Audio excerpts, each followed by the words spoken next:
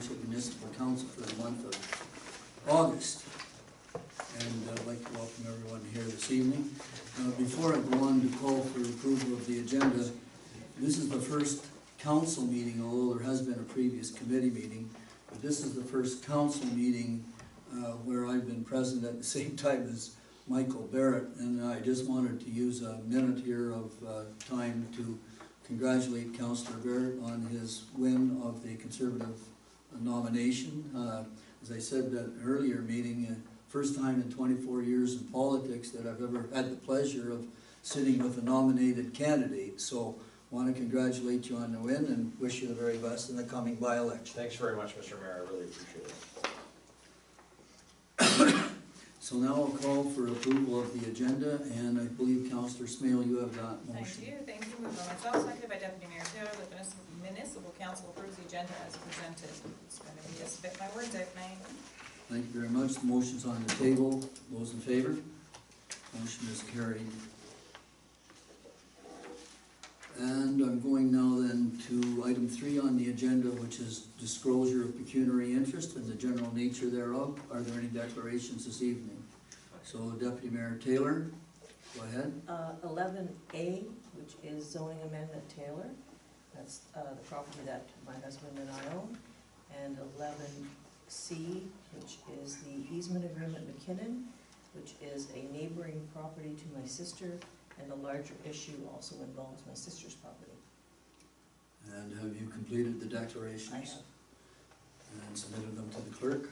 Yes. Are there any other declarations here this evening? Okay, hearing none, I'm about to proceed on then to item number 4 on the agenda. Item number 4 on the agenda is delegations and presentations.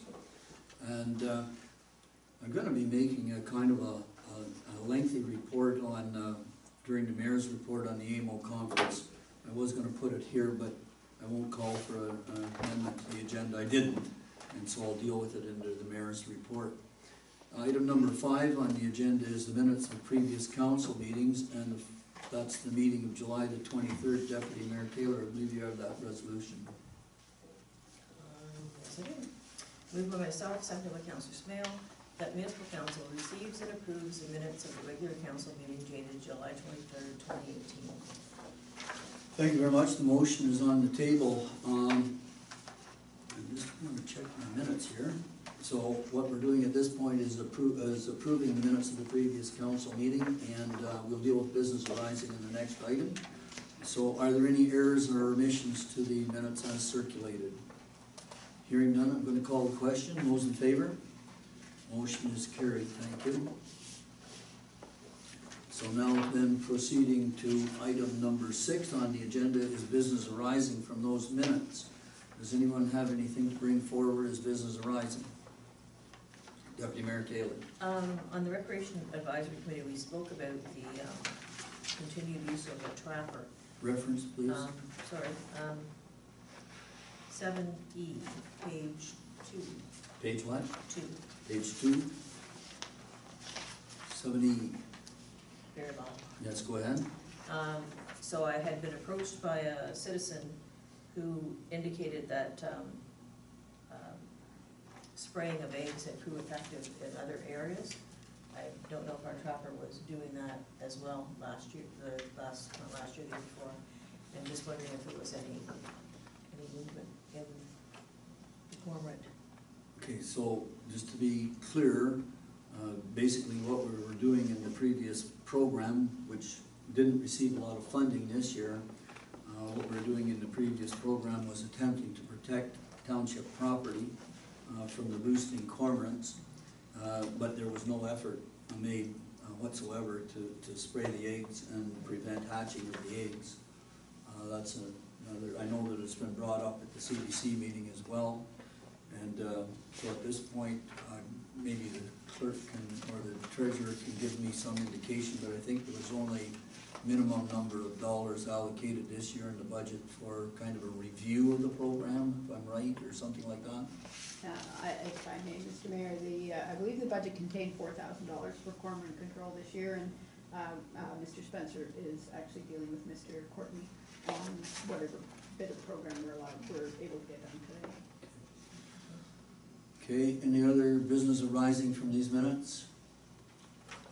Okay, hearing none, I'll vote to move on. And item number 7 on the agenda is council approval of a number of committee meetings, minutes from committee meetings, and 7A is the minutes of the Port Management Committee, July the 18th. Councilor Barrett. Moved by myself, seconded by Councilor Morel, the municipal council receives the minutes of Port Management Committee meeting dated July 18th, 2018. Thank you very much. The motion is on the floor. Are there any errors or omissions? Discussion, if any? Those in favor, please signal. Motion is carried. And moving then to 7B, the public meeting, it's a rezoning meeting of August the 13th. Councilor Morel. Yes, moved by myself, seconded by Councilor Smale. That municipal council receives the minutes of the public meeting for the zoning of 422 Chambers Road dated August 13, 2018. Thank you very much. This is a meeting held under the auspices of the Planning Act. Officially, minutes coming to the, this is officially the minutes coming to this council meeting. Discussion, if any? Hearing none, those in favor? Motion is carried.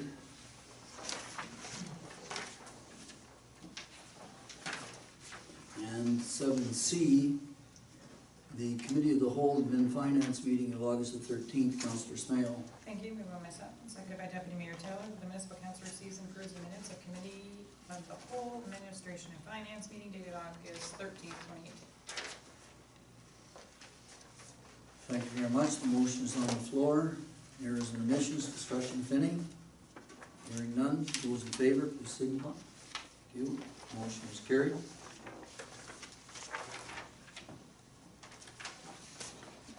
And 7D, the Recreation Advisory Committee of August the 14th. Deputy Mayor Taylor. Moved by myself, seconded by Councilor Smale, that Mr. Council receives and approves the minutes of the Recreation Advisory Committee meeting dated August 14th, 2018. Thank you very much. Discussion, if any? Hearing none, those in favor? Motion is carried.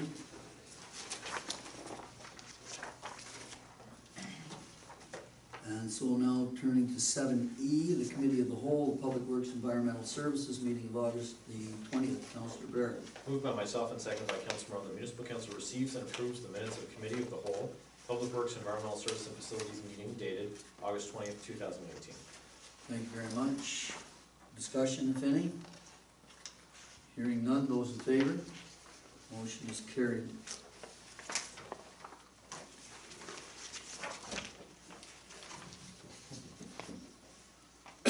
Now turning to item 8 on the agenda, the action and information items coming forward from those committees. 8A, Ontario's Green Energy Projects. Councilor Morel.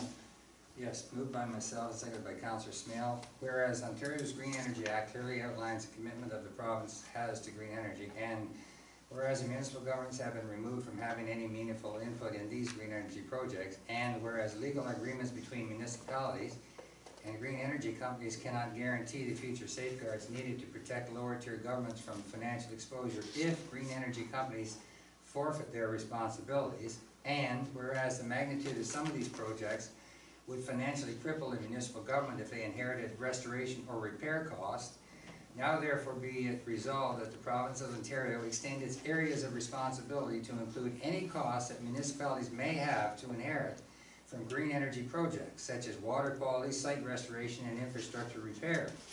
And further, that this resolution be forwarded to Premier Doug Ford, Minister of Energy Greg Rickford, Leeds Grenville MPP, and Minister of Municipal Affairs and Housing Steve Clark, United Counties of Leeds and Grenville, and AMO, Association of Municipalities of Ontario. Thank you very much. The motion is on the floor. Discussion, if any? Hearing none, I'm about to call the question. Those in favor? Motion is carried. Just by way of explanation for the gallery, all the municipalities are concerned that if some of these windmill projects go bad, municipalities will be faced with the cost of tearing down the windmills and trying to restore the sites. They're trying to get out from underneath that responsibility. And 8B, FASD Awareness Day Proclamation. Councilor Barrett. Moved by myself and seconded by Councilor Morel, whereas FASD is a lifelong neurological whole body disorder with 428 co-occurring conditions and is the leading cause of developmental disabilities, and whereas with the highest prevalence estimated at 4% or 1.5 million Canadian with FASD, it remains largely stigmatized, underfunded, and unrecognized by the public at large, and whereas on the 9th day of the 9th month, Council recognizes that as socially responsible community, we realize a need to increase support and awareness for alcohol-free pregnancies and inclusion for people with FASD, and whereas the Municipal Council of the Township of Edwardsburg Cardinal supports organizations and individuals committed to raising awareness about diseases, conditions, and illness that affect Canadians, and whereas in recognition of FASD Awareness Month, Municipal Council of the Township of Edwardsburg Cardinal joins other municipalities around Canada and invites our citizens to recognize and work together to raise awareness, support healthy pregnancies, reduce stigma, and draw attention to the need for funding and support of individuals with FASD. And whereas through education, fundraising, and support, the health and well-being of our communities are improved, now therefore be it resolved that the Municipal Council of the Township of Edwardsburg Cardinal does hereby proclaim September 9th, 2018 as Fetal Alcohol Spectrum Disorder Awareness Day within the Township of Edwardsburg Cardinal. Thank you very much. Response to a presentation at County Council, discussion if any. Hearing none, those in favor? Motion is carried. And I think all of the mayors at County Council undertook to put such resolutions forward. 8C, Public Rail Safety Week Proclamation. Councillor Smail. Thank you. Moved by myself and seconded by Deputy Mayor Taylor. Now therefore be it resolved, the Municipal Council of the Township of Edwardsburg Cardinal does now hereby proclaim September 23rd to 29th, 2018 as Public Rail Safety Week within the Township of Edwardsburg Cardinal. Thank you very much. Discussion if any. Hearing none, those in favor? Motion is carried.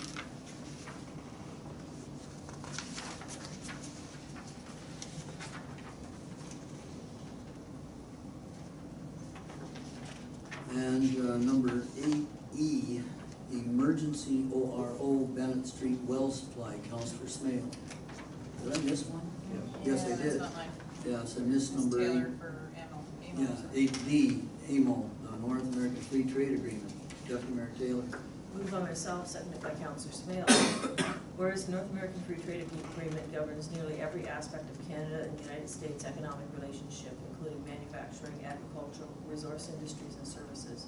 And whereas about 80% of all of Ontario's exports go to the United States, and Ontario is the top trading partner of half of all American states.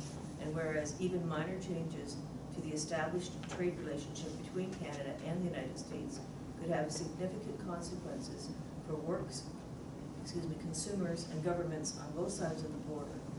And whereas Canada's and Ontario's economic future and the continued well-being of communities and their local economies depend on free and fair trading relationships based in current future trade agreements.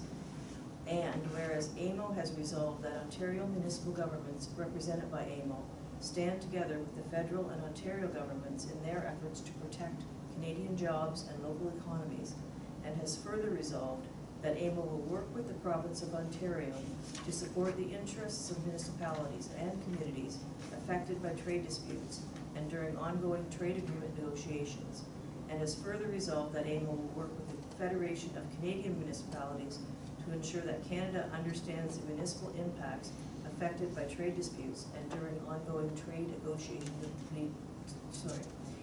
agreement negotiations. Now therefore be it resolved that the Municipal Council of the Township of Edwardsburg Cardinal supports AMO's resolution. Okay, very timely. Having heard the announcement today of Mexico and the U.S. coming to an agreement. Discussion if any. Hearing none, those in favor? Motion is carried. There a lot of discussion at the AMO conference about that.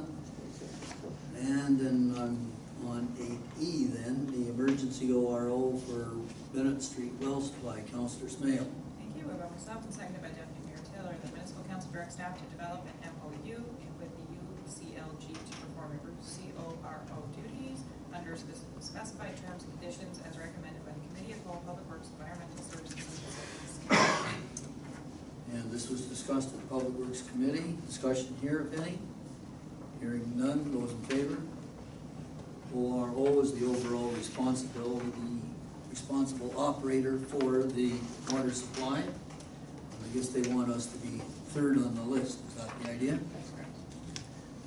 And lastly, on 8F, NDMP funding, flood mitigation measures, Councillor Barrett. Thank you. Moved by myself, seconded by Councilor Morel, whereas the Township of Edwardsburg Cardinal, in partnership with South Nation Conservation, intends to submit a proposal to the National Disaster Mitigation Program, NDMP, for funding to undertake a project to mitigate potential detrimental effects of flooding on the Cardinal Water Treatment Plant, and whereas the project will include the creation of a berm along the southern half of the water treatment plant to avoid a potential full system shutdown or contingency water supply activation. And whereas the NDMP will provide 50% funding to approved projects, and whereas Edwardsburg Cardinal intends to contribute the remaining 50% of the total project cost if the proposal is approved by the NDMP. Now therefore be it resolved that the Township of Edwardsburg Cardinal supports the application to the NDMP and commits to funding 50% of the total project cost of flood mitigation measures for the Cardinal Water Treatment Plant for the 2019 budget if the application is approved by the NDMP. Very good. And also very timely after last year's experience, where we had to kind of build a dike quickly. Discussion, if any? Hearing none. Those in favor? Motion is carried, and let's hope that we're successful in our application. And if they're not, then I think that will be a discussion at 2019 budget discussions, because we do have to have some way of protecting our water supply if for some reason we get another bad high water level season. On item number 9 then, the correspondence, Deputy Mayor Taylor. Moved by myself, seconded by Councillor Spail, that municipal council receives the correspondence listing to the following dates as previously circulated: July 30th, 2018, and August 17th, 2018. Thank you very much. Discussion, if any? Hearing none, about to call the question. Those in favor? Motion is carried, and we'll be speaking to one of those correspondence packages during the mayor's reports. And so now I'm at item 10 on the agenda, which is approval of municipal disbursements. Councillor Morel. Moved by myself, seconded by Councillor Smale, that municipal council approves payment of municipal invoices circulated and dated as follows. Report dated August 1st, 2018, $387,847.93. Report dated August 9th, 2018, $133,135.93. Report dated August 9th, 2018, of $715.00. Report dated August 23rd, 2018, of $773,726.06, for an overall total of $1,295,424.92. Okay, so the disbursement sheets were circulated with the packages. Does anybody have any questions related to the disbursement sheets that they haven't already taken up with staff?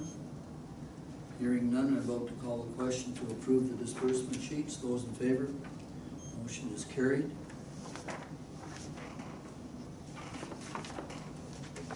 And so now we're under item 11 on the agenda, which is various bylaws coming forward. First bylaw 11A is a zoning amendment. Taylor, Councillor Smale. Thank you. Moved by myself, and seconded by Councilor Morale. Again, leave to introduce a bylaw to amend zoning bylaw 2012-35 as amended for parts of lots 3 and 4, concession 4, Taylor property, and this shall constitute first and second reading thereof. Thank you very much. And the chair notes that Deputy Mayor Taylor has left the table subsequent to her declaration on item number 3 on the agenda. Discussion, if any, on this motion? Hearing none, I'm about to call a question on first and second reading. Those in favor? Motion is carried unanimously. It can proceed to third reading. Thank you. Moved by myself and seconded by Councilor Morale that the bylaw to amend the zoning bylaw 2012-35 as amended for parts of lots 3 and 4, concession 4, Taylor property, be now read a third time, finally passed, signed, and sealed in number 2018-52. Thank you very much. Discussion, if any? Hearing none, those in favor? Motion is carried.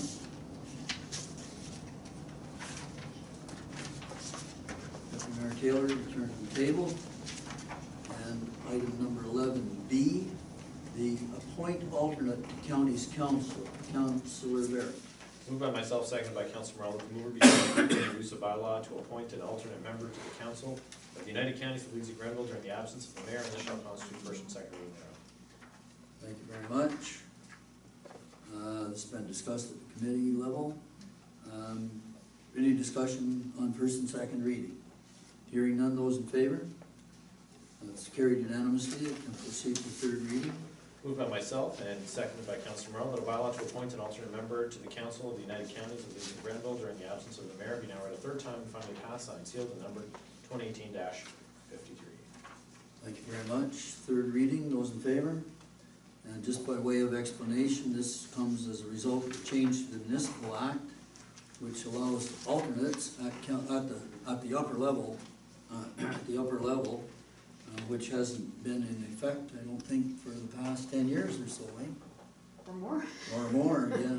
So in any case, during the next term of council, the deputy mayor will be able to represent the mayor if the mayor is not possible, up through this last term. If a mayor has been absent, that township has not had representation at the county council meeting. All right, and so now we'll proceed to item 11C, bylaw to deal with the easement agreement McKinnon. Councilor Smale. Thank you. Moved by myself, seconded by Councilor Morel, that the mover be granted leave to introduce a bylaw to authorize an easement agreement with Joan McKinnon for 2513 County Road 2, and this shall constitute first and second reading thereof. Thank you very much. Again, coming forward from the committee, discussion if any. Hearing none, those in favor.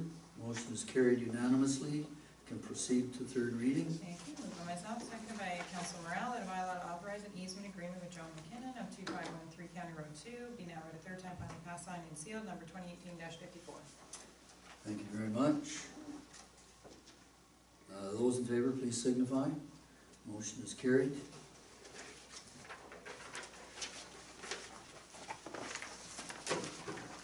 And item number 11E on the agenda, which is an assignment of a lease agreement. Oh, I guess I better go to 11D first, which is an amendment of a lease agreement at the Port of Johnstown.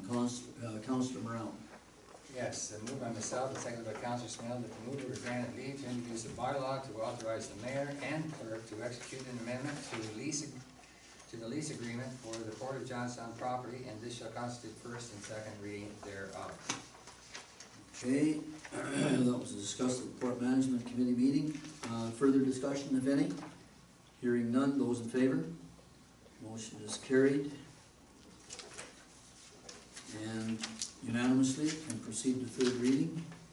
Again, moved by myself and seconded by Councilor Smale, that a bylaw to authorize the mayor and clerk to execute an agreement to lease agreement for the Port of Johnstown property be now read a third time and finally passed, signed, sealed, and numbered 2018-55. Motion is on the table. Those in favor of the agreement, or excuse me, those in favor of third reading, those please signify. So I noticed there's some new folks in the gallery this evening. Just explain that if a bylaw receives unanimous approval at first and second reading, it can proceed to third reading at the same meeting. If, however, one of the councilors or two decide to withhold approval at first and second reading, that delays the reading of the bylaw to the next meeting of council. Sometimes it's good to have a little bit of time for sober second thoughts on some of these bylaws. I'll proceed now then to 11E, which is assignment of the lease agreement at the Port of Johnstown. Councilor Smale. Thank you. Moved by myself, seconded by Deputy Mayor Taylor, that the mover be granted leave to introduce a bylaw to authorize the mayor and the clerk to execute the assignment of and consent to assignment of lease agreement for Port of Johnstown property number P-37, and this shall constitute first and second reading thereof. All right, so now we're assigning the lease. So we're allowing the owner of the property at we're allowing the owner of the building at property P-37 to assign his lease to a buyer. He does not own the land, and one of the reasons for the previous bylaw was to amend the lease agreement to make it very, very clear that these leases would end at the end of the 20-year period. So that's been made very clear in the way the lease has been rewritten, And now we're assigning the lease so that the owner of the building can transfer it to another owner. So we're giving this now first and second reading. Discussion, if any? Hearing none, those in favor? Motion is carried unanimously, and it can proceed to third reading. Thank you. Moved by myself and seconded by Deputy Mayor Taylor that a bylaw to authorize the mayor and clerk to execute the assignment and consent to assignment of a lease agreement for Port of Johnstown property number P-37 being hour to third time on the cast sign and seal number 2018-56. Very good. Discussion? Hearing none, those in favor? Motion is carried. Okay, so now I'm on item number 12 on the agenda, which is the CAO's administrative update, and I'm gonna get Councillor Barrett to put the motion on the table, and then we'll have a discussion with the CAO. Moved by myself, seconded by Councilor Morale, that municipal council receives the CAO's administrative report as presented. Thank you very much. Motion is on the table. How are we gonna do this? Well, let's go around the table. Start with Councillor Morale. You have any questions for the CAO? Well, I have a lot of red on this report. I read Oh, it. that's I read- not I- good. Well, no, it is good. A lot of the red is highlighted with pluses and single pluses and double pluses and big news and things like that. I use green. when You do use that. green, is that right? That means go, everything's fine. I just, okay, I'll go with my questions. You mentioned questions, Mr. Mayor. Okay, I'm just, let me just go, I'll start kind of from the back and move forward. Page 3 of 4, the very last item, I was just kind of inquisitive as to this. The service line warranty reference you made there, that was a company I remember that was going to hand out or allow the option of people that on the water system and sewer systems to take out extra warranty for a reasonable price. And somehow, it seems to me now by this correspondence, that they've kind of gotten a little carried away and sent it out to rural areas and rural people and something. Is that the way am I reading this correctly?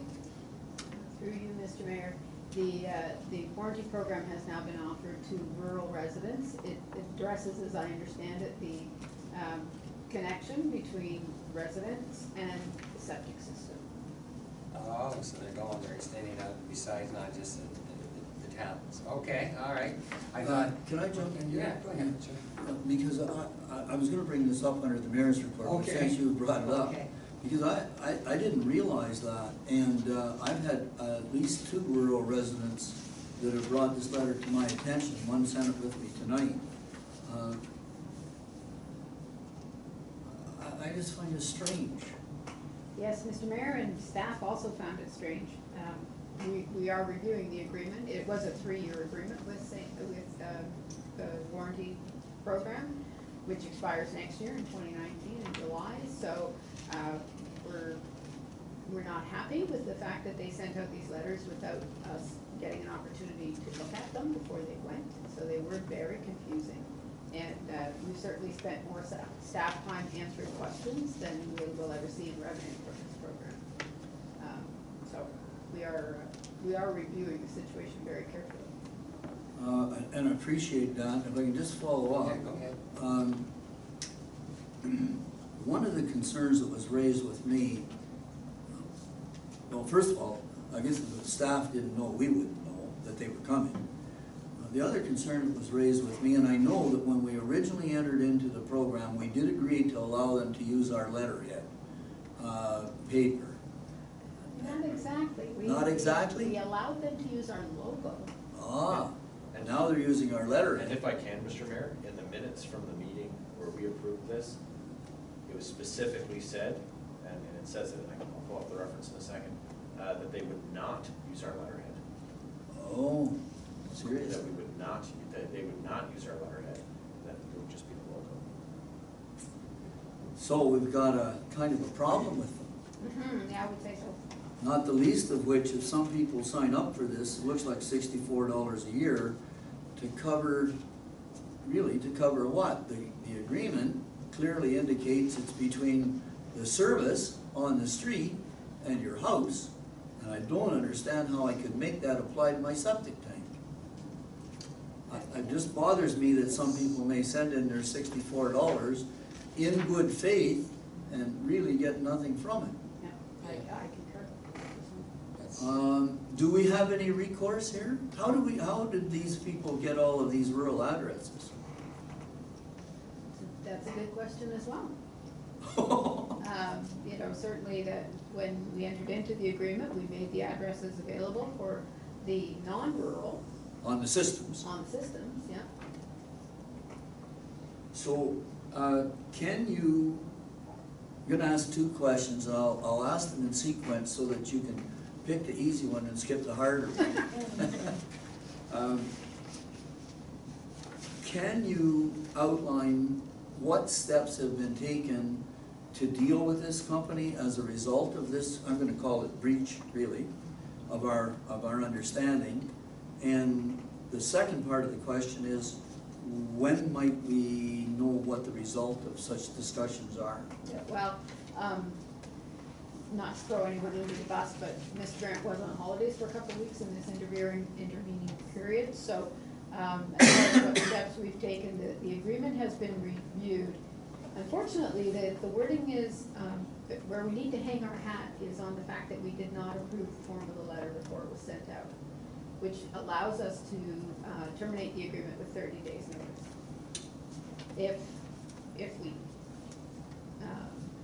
If we are unsuccessful in a 30-day notice termination, we'll give termination notice for the end of the program, which is in July of 2019. Certainly, we will be having a face-to-face discussion with, I've forgotten the gentleman's name, Kyle, somebody.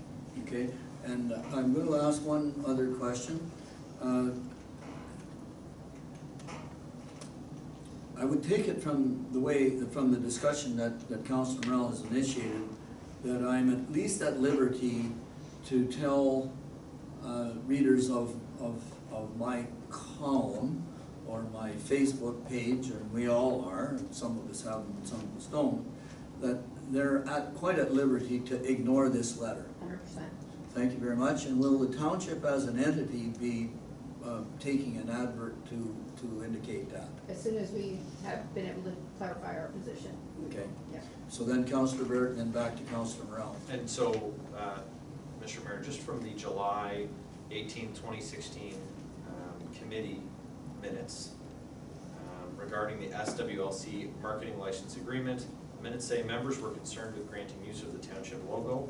However, staff confirmed that the township letterhead would not be used and that the township will review materials before they are distributed to the community. So obviously neither one happened when it shouldn't have and the other didn't happen when it should have. And we got the letter, at my household, we received the letter twice.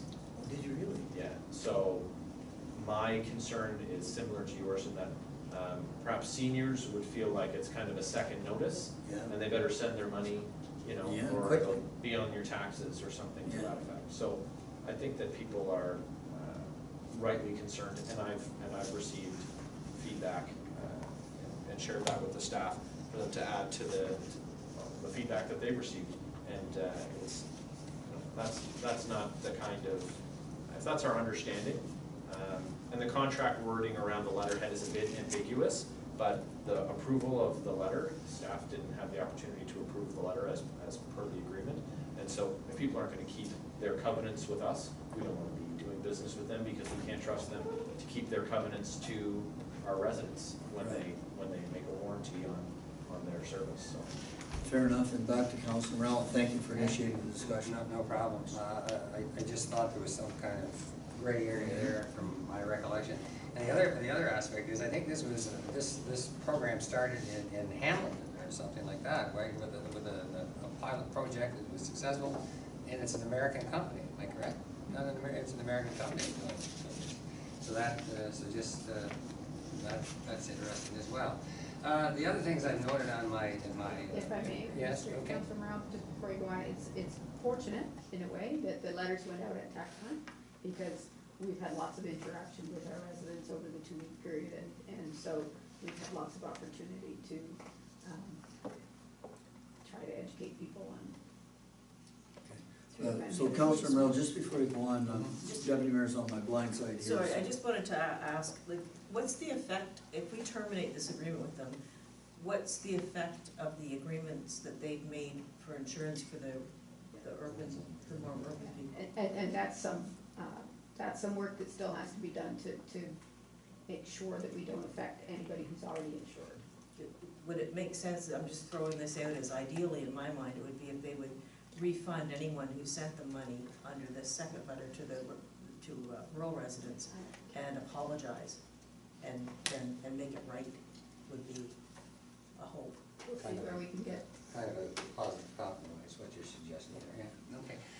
The other thing I see positive too, I got two positives there, the tax sales resolution, they resolved themselves, one with one with the sale and the other one with a refund. And I said big news there that under economic development, the very last paragraph, a lot of tire kickers in their township, and it says that there's at least one, it could be at least one announcement will be made very soon, and I'm assuming it's something on the scale of a giant tiger, or Oh. no.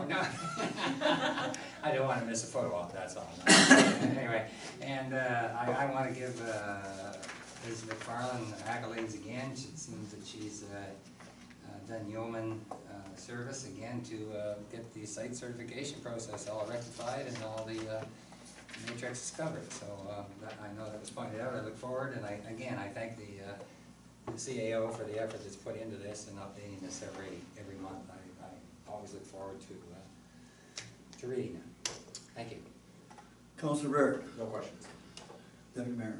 On the town hall, I think that's a interesting and a very good funding proposal. Just the cost of installation, is that also going to be donated, or is it just the proposal? Very, very good, much at the beginning of the project, but yes, I would expect that would be funded one way or another. Councilor Smale. I just have one question. Under the tenders, on page 3 of 4, was there a tender put out for the signs? I know it's probably a really silly question, but my mind is gone. So, and how many responses did we have to that? 3. 3, okay, and Gordon Signs was obviously the lowest of the, Yeah, they were actually, the 3 tenders were very close in price, $2,000 or $3,000 spread, but Gordon was the lowest and certainly the only local supplier. okay, thank you, that's all I have, thanks. So I have a couple. First of all, I'm really pleased to see 730 Truck Stop closed. We still don't know the buyer. I'm sure, I'll be very interested to know the buyer, but how are we making out, or do we have any update on the outstanding receivable? We have forwarded all the very last up to the moment information to the receiver as far as the taxes go. And we understand from our solicitor who's been assisting us with this process that the insurance company has advised that they are satisfied that the file is complete. They have not yet made their decision, but at least they've got enough paper. That helps. As I said before, talk is cheap. Like to see the check. Okay, all right. I had a couple of other things. I'm not just too sure where to bring them up. And maybe I'll just leave them go until the mayor's report and bring them up there. We've been through the CAO's report. The motion is on the table to receive the CAO's report. If there are any other questions? Mr. Mayor, I just have one item to Oh, add. sorry, yes, I never gave you a chance. First of all, this is the lovely plaque we now have for the site certification. The That's thing I fair. want to draw to our attention is the first certification we got was a 2-year certification, which expired, which required this whole thing to go through again. This one is good until 2022, Wow. Wow. so that is good news. But the extra item that came up late Friday afternoon, but after the report was prepared, was the town of Prescott has issued an RFP for management of their water and wastewater plants. They are currently managed by ACWA, the Ontario Clean Water Association, or agency. And, at the staff level and also at our management review of the drinking water quality management system last week, we chatted a little bit about the township potentially having an opportunity to enter into an agreement with Trescott. We have the expertise in-house, and, you know, we're already there in Johnstown dealing with our own distribution system. And so we had agreed that we would explore the RFP. However, the RFP has been released and responses are due September 10th, 2 weeks from today. Almost impossible for us to put together a reasonably well-researched response to the RFP, but we wanted to make sure that council was aware that there is an opportunity. It would literally mean dropping everything to attend to this for the next 2 weeks to get a submission in, but if council wishes to direct us to explore that, we're certainly willing to do so. And I'm just gonna respond because I can see a certain advantages, you know, synergy, if we were operating both systems, especially in the opportunity to bulk up our personnel with additional trained people. Because we do run a pretty skinny operation with our trained people, and these certificates that these folks have to have are not easily come by. And we really don't have a great deal of redundancy in our existing staff. So there are a lot of advantages that way. However, one of the things that concerns me is that, first of all, this time period is in my opinion, not realistic to a proper bid. And secondly, our staff right now is extremely busy on Walker Street. I mean, we've asked them to really keep a close eye on that project, and they are doing that. And I just hate to see us leave that. So those are just some initial thoughts that I have, but I'd like to hear the rest of council. Okay, so I'll go, okay, Deputy Mayor and then Councillor Red.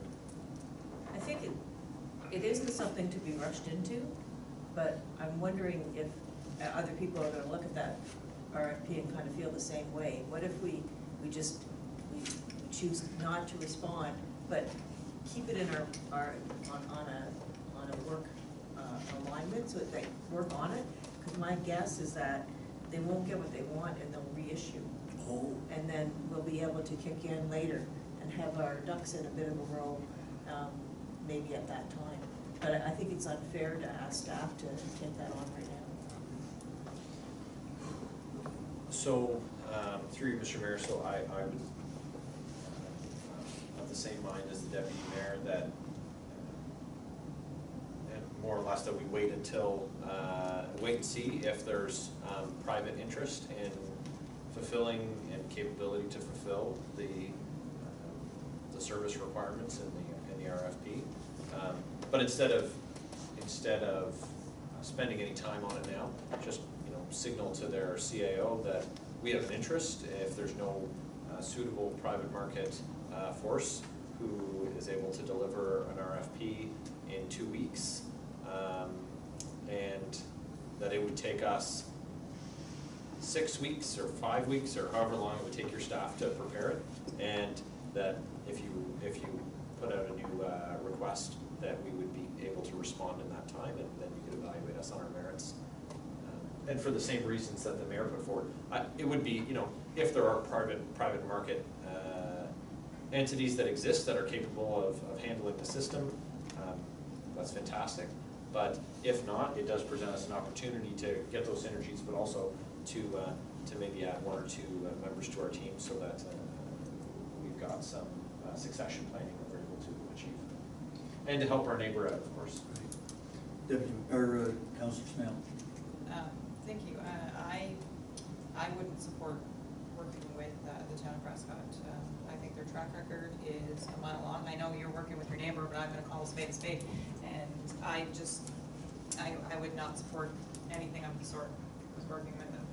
I think they're too much of an unorganized municipality, and I have no interest in pursuing any deals. I certainly understand your sentiments. We've been there. We've been there, and we repeatedly keep, you know, getting raked over the coals by them, so I couldn't support anything of the sort working with them. Unfortunately, you know, maybe we can go in and steal some of their employees, but other than that, I wouldn't be in favor of working with them directly. Okay, so I'm not gonna bring this to a vote or anything. I think we've had a good discussion. Did you wanna get in, Counselor? Well, the only thing I said, I concur with everything that's been said. I guess you call it the proverbial sitting on the fence. But I know the one time we were looking at the agreements, it might have been with the wastewater and so forth, we thought that at the time there was a group, it was outsourced by the town of Prescott. And I thought, at the time, we knew that there might be some energies down the road that we could capitalize on and use it as a, savings of revenue, you know what I mean, and then things like that, positive. And I know that, I know exactly what Councillor Smale is saying, but I also know that the request maybe from Councillor Barrett and Deputy Mayor Taylor, that maybe we could ask them, and if there is a delay in 5 to 6 weeks, a little more realistic plan or something to put something together. That I know there were times in the past when the present CAO, Mr. Armstrong, I believe, was new to the job as treasurer of the town of Prescott, when he sought advice and help from our staff here to get his things up to scratch. And I think with the relationship that they have worked with there, that might be a possibility of a means to compromise and work and have them understand that there is some interest maybe from this side, maybe on a personal level. And then we go, you know what I mean, see what it entails, and then if need be. But I know there's always that catch, you know what I mean, to even have a meeting over the water treatment plant and so forth it's pulling teeth, isn't it, just to get that. Seems You know to what I mean? be. It just seems to be constantly tug of war, you know? So I know where Councillor Smale is coming from too, and it is frustrating. But, people in time, well, I don't know if all people change, but some of the staff change, and it's a relationship there that I think is positive. Okay, so I'm going here and then here. Oh, no, I'm good. I don't know. Sorry, I just had one question. What would be the liability to a resident should a contract or negotiation or whatever we want to call it be set up? Would our residents be responsible, considering our staff is the one looking after the water? Well, Would we incur, our responsibilities would be corporate. yes, I mean, we would certainly make sure that everyone was indemnified on the Edwardsburg side of the line from anything that was happening within Prescott, but certainly, I mean, I think that question is a fair question, but I'm sure that there would be lots of parts in the agreement that would indemnify us from that, would have to. Sorry, I'm just chasing the squirrel in my head. They're all popping up there. So. You have to remember that the bottom line with respect to water safety is that it lands at the council table. So we as a body here are responsible for the water treatment in Cardinal, and we are responsible for the distribution system coming out of Prescott and through New Wexford into the industrial park. And if we take on the management and operations of the Prescott water treatment facility and water, we are responsible in the same way Aqua is currently responsible, and the bottom line for their system lands on their council table. So they continue to hold the same level that we have here, but we would be assuming that management responsibility. The overall responsible operator. But the head of their table still stays the same, and if he can find a dime, he'll find a dime. If it's not coming into his township. Well, I think that, I know everybody. we've had a good discussion, and I think it's probably just now, in view of the deadline, which is September the 10th, I think it's just best left to the staff to indicate that we have an interest, but we can't satisfy that timeline. Perfect, thank you. All right, so now, I'm sorry, Ms. McKinstry, that I didn't give you an opportunity to speak further to your report. Did you have anything else you wanted to bring forward? Just to highlight that John Buffett has begun his duties as our new bylaw enforcement officer, and he is keen. He's busy, he's out there, so people will be meeting him if they haven't already. I believe Mr. Spencer and Mr. Mesman from South Nation are now working actively on getting the dock constructed in Cardinal, which is good news. And I think other than that, reminder of the emergency management exercise on Wednesday this week for Mr. Mayor. And just Early in the morning. at 8:30, but only till 2, and that will be in Mallory now. First it was 12, now it's 2. Thank Better you. pack your lunch the night before. Did you have a question? Have they determined the location? Did they end up for the dock? Sorry, Oh, I'm sorry, I don't know. I'll find it. Okay, no further questions, anything further you wanna highlight? No, thank No, you. okay. All right, so the motion is on the table, moved by Barrett, seconded by Councilor Morel, I think. That municipal council receives the CAO administrative report as presented. Those in favor? Motion is carried. Okay, now, where are we? What's that? You got it? Oh, sorry. Here. All right, so now I'm at item 13, which is council inquiries or notices of motion. Does anyone have anything that they'd like to bring forward? Just a minute. Councilor Smail? I just flipped through the correspondence that was in my mailbox. I'm sure you guys probably had it long before I did. There's a letter from the Royal Canadian Legion, and I'd like to see if we can bring that forward to have some discussion on the lottery license issue that they have brought our attention to. So, just if I can, Mr. Mayor. Go ahead. There's two letters from the Legion. Yes, I just And realized, can, and one is admin finance and one is public works. Yeah. And if we could point them to their respective, Okay, committees. okay, so I'm assuming that I don't know which packages these were in. Came Today's. today. Is that Oh, today? okay, so Yeah, I haven't just seen them today's, yet, yeah. so, I can read it. does the staff know which letter goes to which committee? Yeah, well, Yes, Beg pardon? yes, we do, thank you. Oh, okay, all right, we so, hope so. so those are both coming forward to be dealt with at the committee level. They will be now that you've requested that to happen, yeah. Thank All right, you. anything else? All right, I'm going to put, because this is Mr. Councilor. Mayor? Yes? Are you moving on to the next agenda item, sir? Not yet. Oh, okay, all right, okay, okay, go ahead, thank you. So under notices of motion and council inquiries, I'm gonna put an issue on the table and just see where it goes.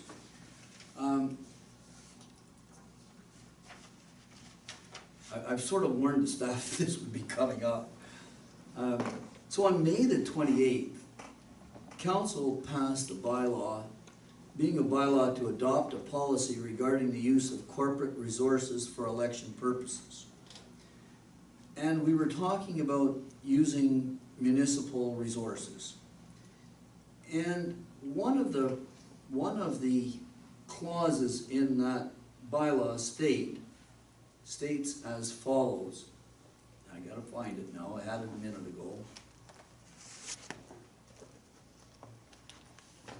Oh my gosh, here it is. No member, candidate, or third party shall undertake campaign-related activities on municipal property or facilities. And the consequence of that is that Sarah cannot hold an all-candidates meeting at the South Edwardsburg Recreation Center. And I've had a number of calls from people that say, Pat, we've held these all-candidates meetings since the building was built. And I'm sort of bringing it up under notices of motion, just to get a feeling around the table here. I don't want to make a big issue where it's not necessary, but I'm wondering if council would entertain an adjustment to the bylaw that I've just read, so that Sarah would be permitted to undertake that kind of an activity. So I'm just looking for a few comments. Not a full-fledged debate, but a few comments. So let's start here. Councilor Smail, and then Deputy Mayor Taylor, and then I'm assuming you're gonna want in. So, who hosts it, the debate at the South Ed Rec Center? Sarah, So they actually are they facilitate the debate? they're all the candidates third meet? party. Okay, Yeah. so the other thing I'd say about that, and I thought about this in the time after we passed it, and that's that, in other municipalities, if a candidate uses a facility, a municipal facility, they have to pay the fair market cost to do it.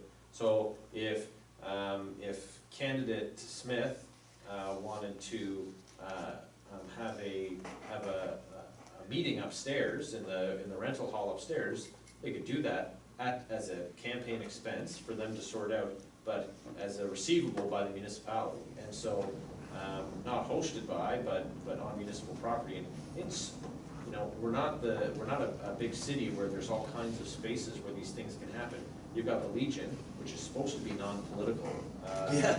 And they are, in small towns, the gathering place, and they host, you know, in some towns, they're the balloting spot for elections. They host all candidates' meetings. So otherwise, the community spaces are municipal spaces. And so, I think there needs to be some room for that. And obviously, you wouldn't, staff would need to exercise discretion and not rent out the council chambers so that someone running for, office would, mock something up down in this space. But to be able to use a public space, I think that there needs to be room for that. And for essentially the municipality to host an all candidates meeting or their agent, Sarah, on that property, it's silly not to let it happen. So I think that we need to find a path to remedy that. And I would go one step further and say that rental of municipal facilities is fair game.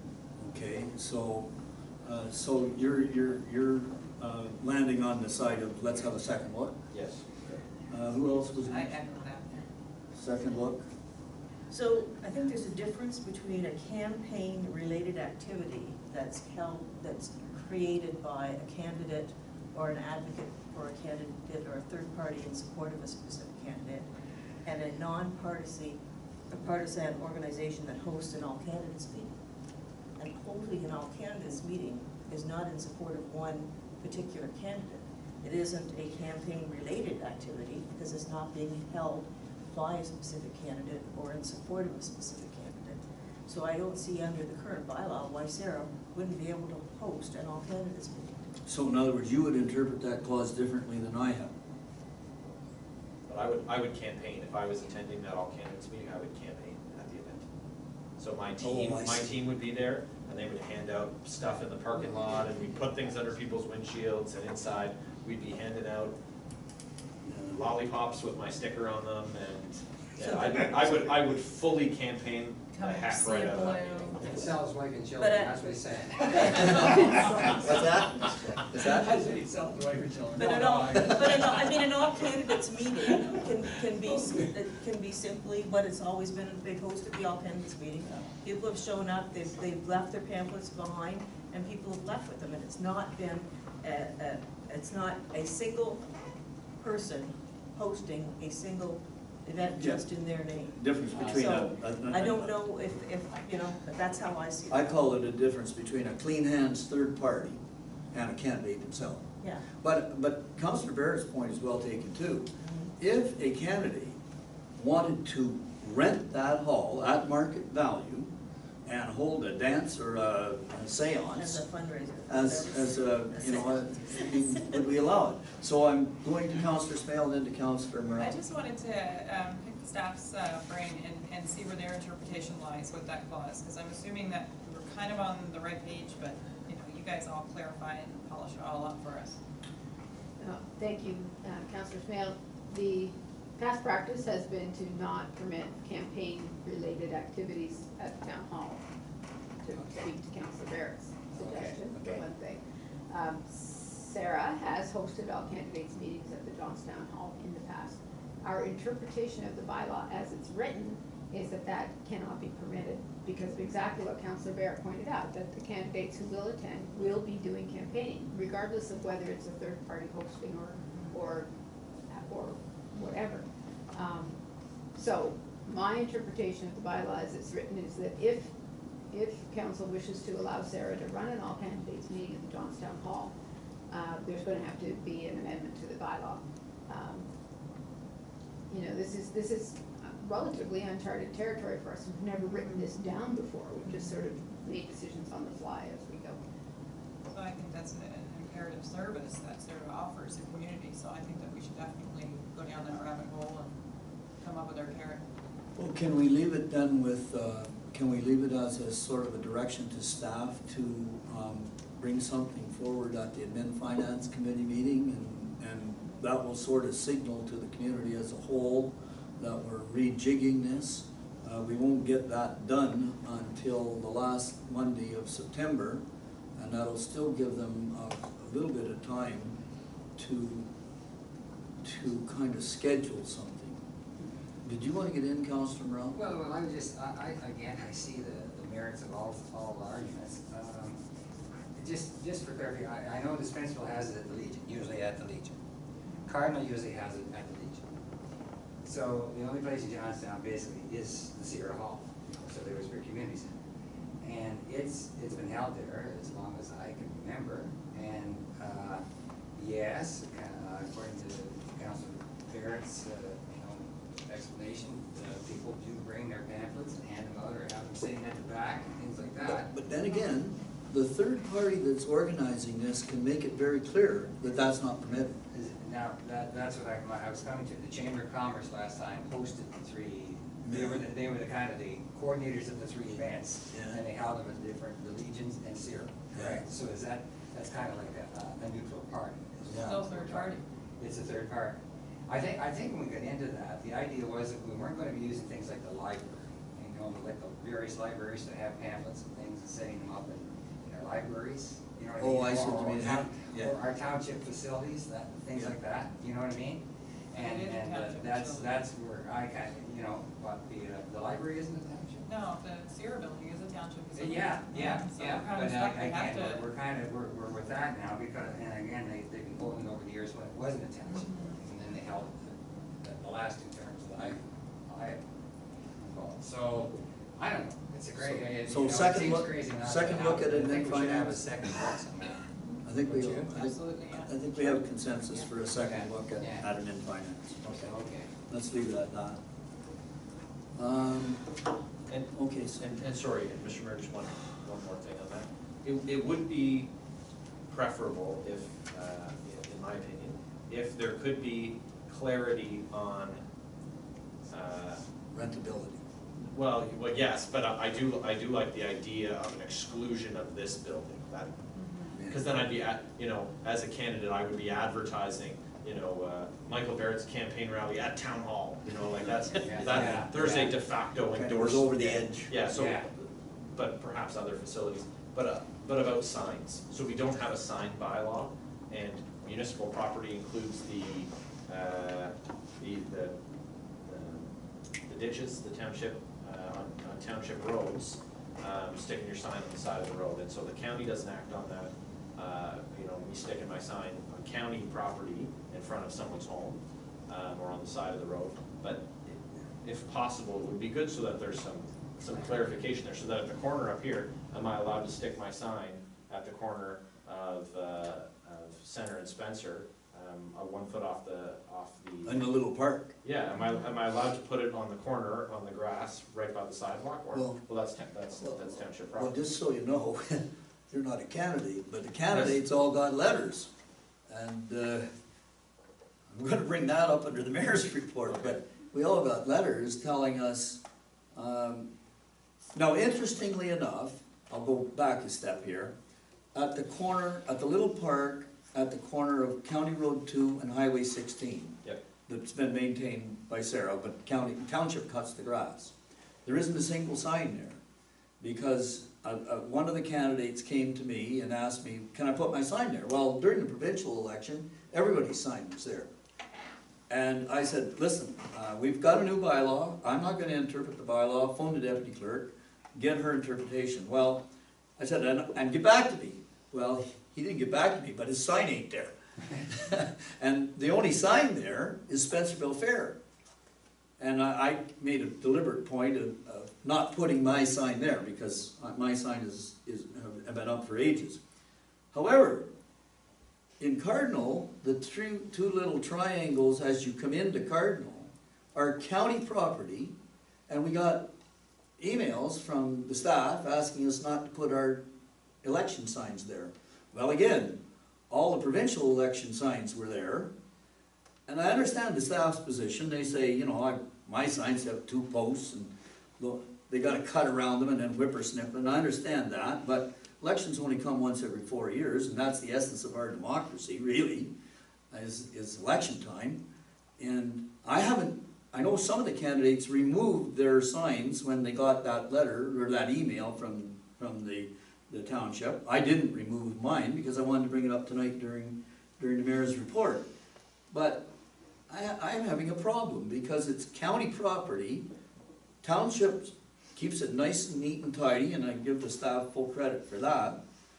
But really, what is the priority here is the way I kind of look at it. So I'm bringing that up, tagging on to yours. So maybe we could just relook at the whole thing. But we really need to enact on the Sarah thing if you guys wanna hold that debate there, I would think. But you know, maybe bringing it up. Well, it's another month, and I don't really want to take my side down while we're waiting for it.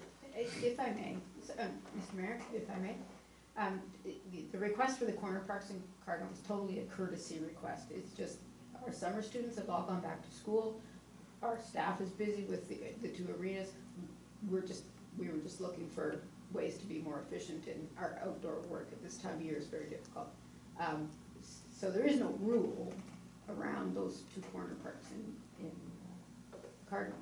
And as I say, I mean, we never had a policy before written down this way, so the policy does say that municipal parks shouldn't have signs on them. Certainly other municipalities are very specific with where exactly you can and cannot put your election signs and where, how far away they can be from this, that, and the other thing. And if we want to get that specific in time for the next election, that's probably a good idea. But I guess, you know, municipal elections are really managed by the clerk. And if the clerk interprets a bylaw that says that a place cannot be used for all candidates meeting because of the campaigning, that's the interpretation we have to live with unless you change the bylaw. So I think addressing the specific issue around Sarah can probably be done within a month, so that there could potentially, if council agrees to change it, there could potentially be an exemption made for the South Centre, but I really think it would be a mistake at this point in the election cycle to try to address all the specific questions that have come up. Yeah, today we had a question of, you know, we asked the candidates to not nail their signs directly onto municipal signs. And that's fair game. And so the question was, how far away do they have to be? 6 inches, 18 inches, 24 inches, 30 inches? Well, not nailing onto means not nailing onto. Well, and so if you're driving by and it's flush up against the sign, do you stop and check to see if it's nailed on there? No, of course not. You know what, it's only once every 4 years. I understand that, Mr. Mayor, and thankfully, that's a thing. Wait a minute. Hang on here. And So I- are and as I say, you saying that they can put their signs in that area, but it's a respect thing to think of the productivity of our It taxpayers, was just a or our It's staff? just a courtesy request on it. Okay, so it was a And same courtesy request, they're not actually getting told no, and they're not getting their fingers slapped, and so everybody can just kind of move on, but we should really just deal with the Sarah That's what I would prefer to do. Yeah, except for one thing though. I mean, as it pertains to that area in Cardinal, the other guys have all removed their signs. I haven't. And I'm not inclined to. I'm more inclined to see the other signs back. And because it's, as I say, it's only once every 4 years. That's one thing. And the second thing is it's county property.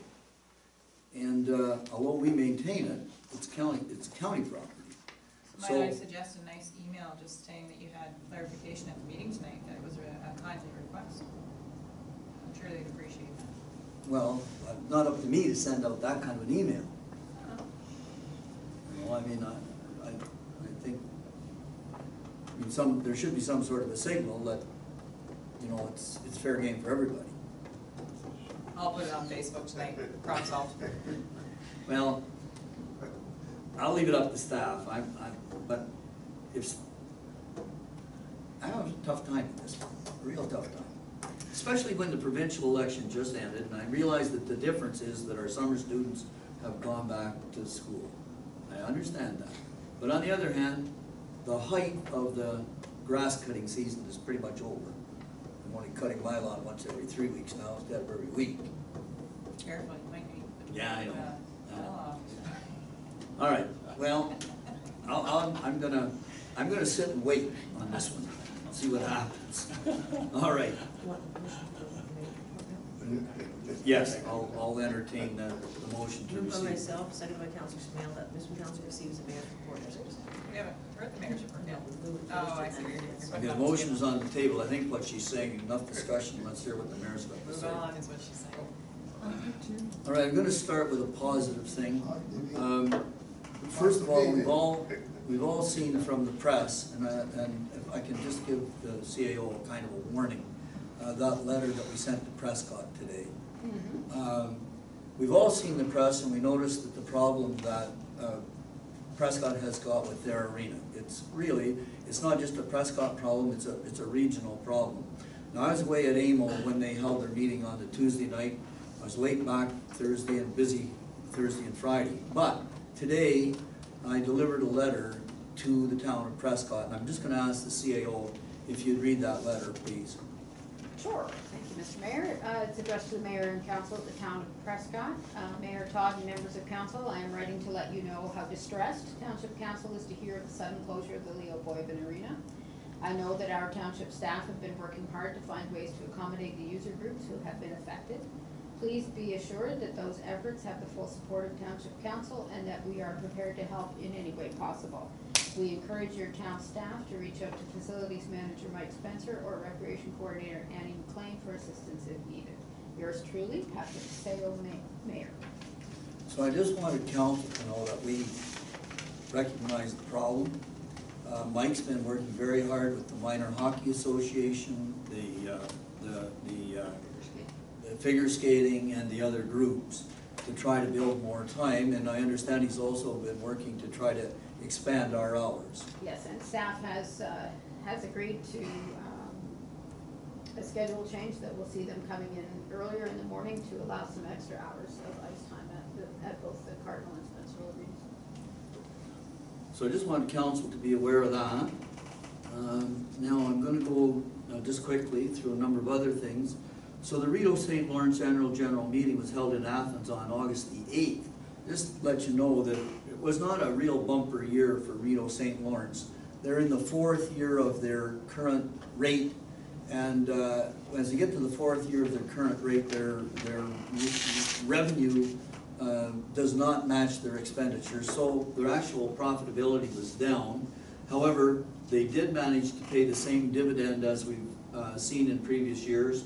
I brought the dividend check back with me, and in addition to that, they still are able to provide a 6% savings to the Rideau St. Lawrence customers versus what those customers would be paying if they were Ontario Hydro customers. So I just wanted to report that.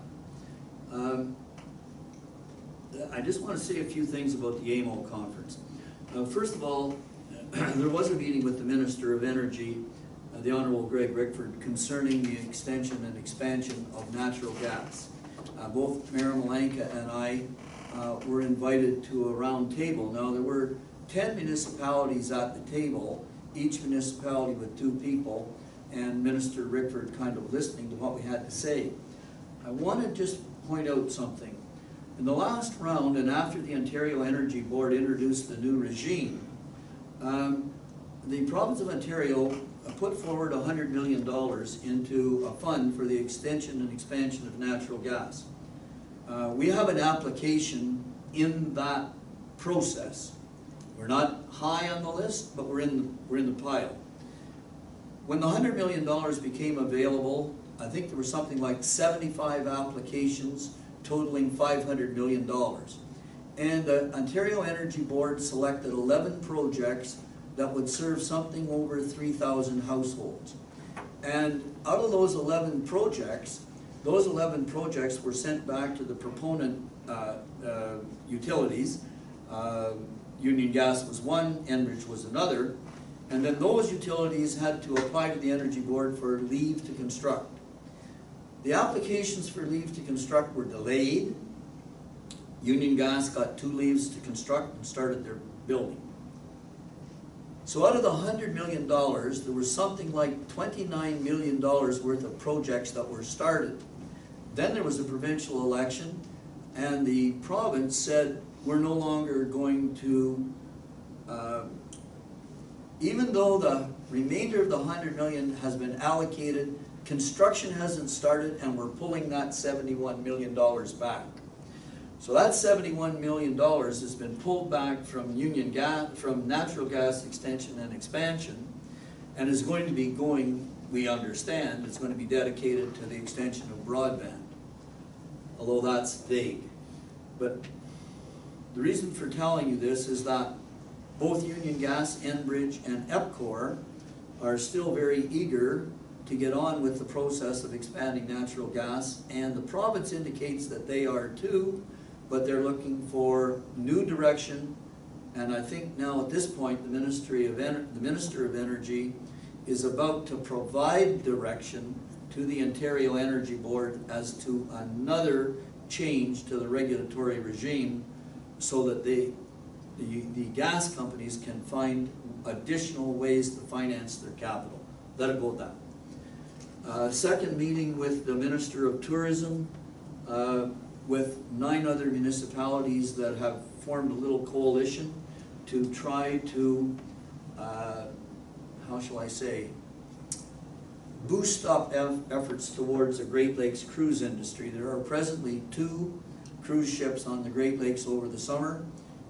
It's anticipated that there will be 5 within the next 3 years, and these mayors are interested in trying to work together to bring good product to the marketplace for the cruise industry. The last thing I wanted to talk about was the cannabis opportunity. So in our packages of August the 17th, and there are 2 letters relating to cannabis retail consultation with the province. So it's made clear at the conference that Ontario has changed its direction. They're no longer going to distribute cannabis through the LCBOs, going to be distributed through retail outlets in the communities. The province is putting $44 million up in the next 2-year period to go to the municipalities. So I guess it's 40 million, 20 million each year. The other thing the province is doing, made it very clear, municipalities will have an opportunity sometime between now and a time to be determined to signal to the province whether or not they want to host retail cannabis outlets. So you get a one-time chance to say to the province, yes, we want to have retail cannabis outlets in our municipality, or no, we don't want to have retail cannabis outlets in our municipality. Now, they're saying that they don't want that decision to come from councils until after the elections. So that's going to mean that the new councils, which don't take office until the 1st of December, will have a very short window to deal with that rather smoky problem. So I'll just put it that way and leave it at that for now. But I'd urge you to read those 2 letters that are in our packages of August the 17th, because one of the implications to me is that if a municipality says, and I'm just guessing because I'm a bit paranoid, I'm just guessing that if a municipality says, we don't want to host retail outlets in our municipality, that may cut us off from any share of the $40 million. And the $40 million is designed to enable the municipalities to handle the repercussions from the retail sales. The province has also indicated that there will be 2 levels, if we want, 2 levels of licensing. The retail outlet will have to have a provincial license to sell retail and a municipal license to sell retail, both of which are taxing opportunities or fee-based opportunities. So I'm just putting that out there. I'm making it public at a public council meeting. I'm going to write about it a bit in the next little while, but I just think everybody should be aware of it. Go ahead. Quick question. The lower tier is the level that gets to make the decision? Yes, that's my understanding. Yeah. Councilor Morell. I'm just getting a brainwave here. Recent news item, Canopy Growth or Tweed, whatever they're called, out of Smith Falls. They're bigger now than what Hershey was. They're now running tours like Hershey did through the plant. They hope to have an outlet store within 2 years to be, able to buy various cannabis products.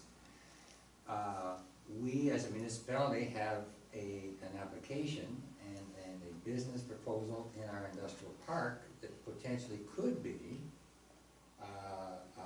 A retail outlet. retail outlet. So, we've got to be careful that we don't, cut off our nose despite our, you know what I mean? If we put something out like carte blanche, no, not a willing host for cannabis product or this, and we've got a manufacturing facility in our township, we'd be kind of talking out of both sides of the mouth. I would think like that, or smoking out of both sides of the mouth. I don't know how you want to express it. Well, Counselor, the counterpoint to that argument is that if we do introduce cannabis retail outlets into a village such as Cardinal, we might be putting 4 others out of business. Oh, well. I'm just using the number 4 quickly, without any justification. Anyhow. Anyway, it's a discussion for another day, I'm just raising the issue. I'm going on here. Just want you to know that the CAO and I met with what I'm gonna call an economic development proposal from a number of investors last week. I'm not gonna say who or where, because in speaking to them again today, I don't think their plans are anywhere near as advanced as we felt they were at the time of the meeting. Just want to report as well that the CAO did report it, that the Drinking Water Quality Management System review took place on Thursday, August the 23rd. Deputy Mayor Taylor and myself as the 2 elected officials, the CAO, the Director of Operations, Eric Wemmerman, Gord Shaw and Aaron Campbell were all present. We had a very thorough review of the 17 different metrics under which we review our drinking water quality management system. And I just want to say that the staff has done an excellent job maintaining our system. And as a matter of fact, the system as it was originally instituted has now been brought up to another standard. And as of this year, we're meeting that new standard, and great performance all the way around. So just want to report that. And then the last thing, I just want to report, I had a long conversation tonight with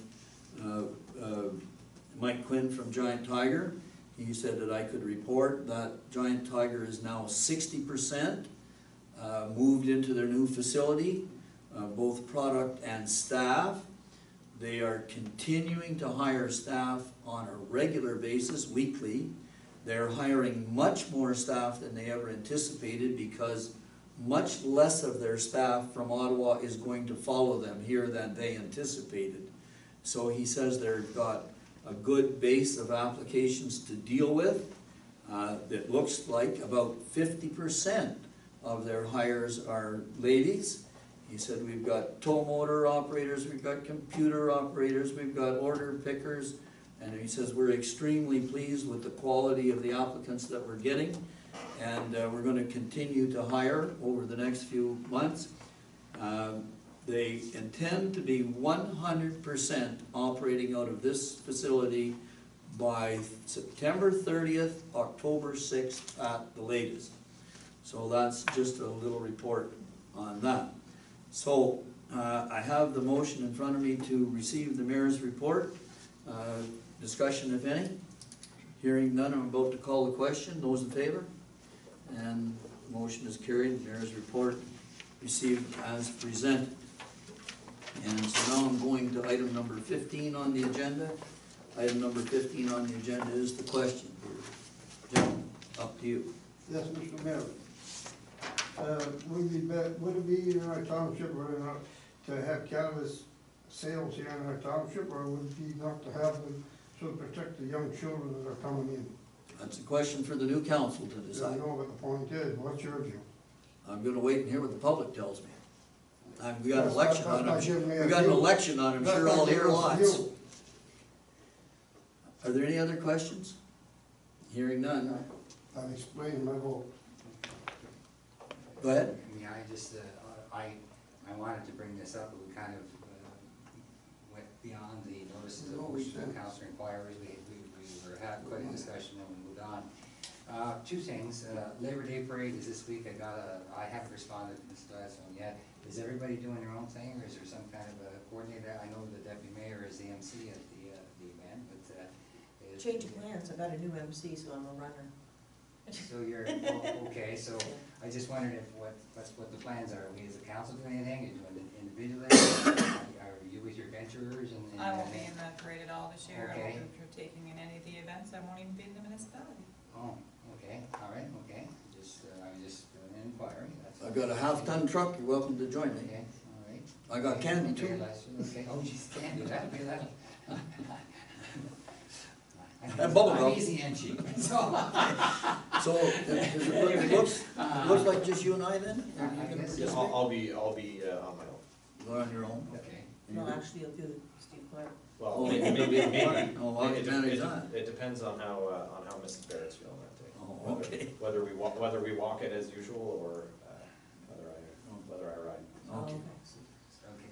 And the other question is, would it be possible to change, at this advance notice, I know October's gonna be a busy time, and with the election on the 22nd, but the Public Works, Environmental Services, and Facilities Committee slated for the Monday the 15th. Is there any opportunity to change it to the 16th, to Tuesday the 16th? Is that gonna throw a wrench into people?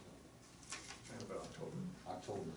I'm trying to do it in advance, and usually much later. I thought I missed the boat. It's the October meeting. October 16th, Tuesday instead of Monday. Is that Which gonna be a meeting would problem? that be? That would be the Public Works. PW meeting? Yep. Public Works. Would that be, is that gonna be a problem?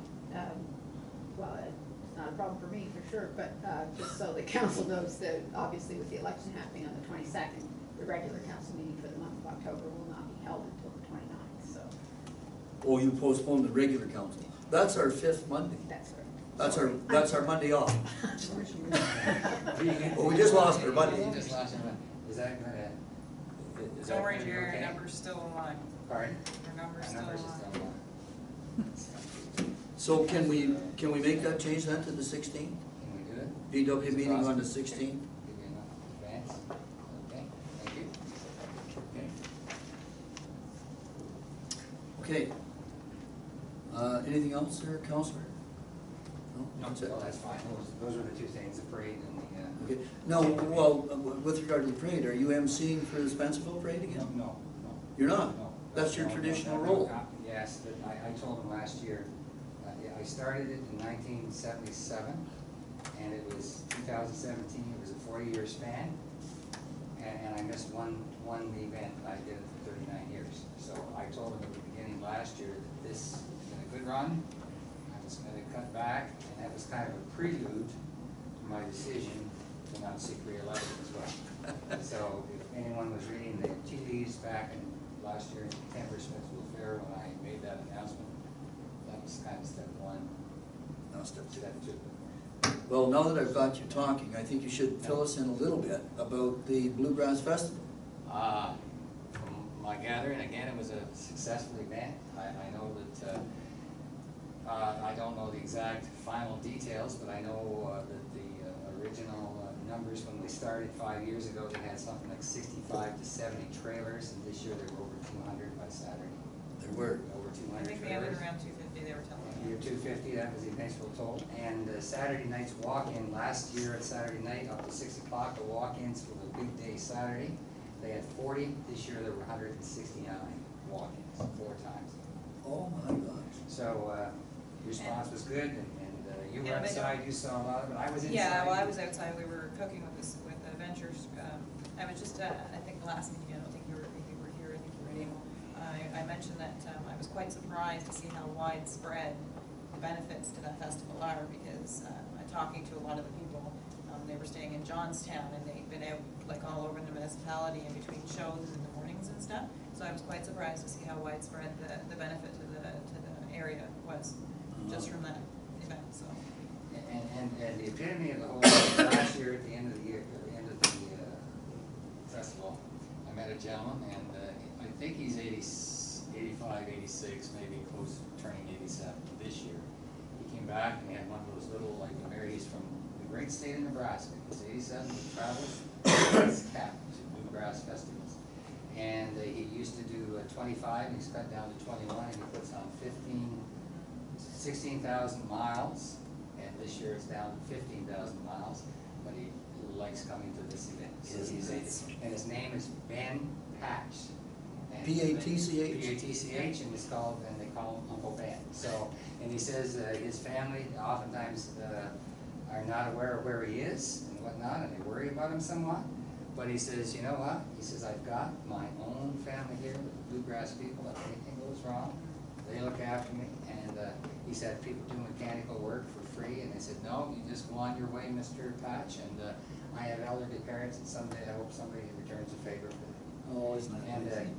another, adding into that story, he told me that he was at the Renfrew Bluegrass Festival, and one of his stops, and he lost his cat.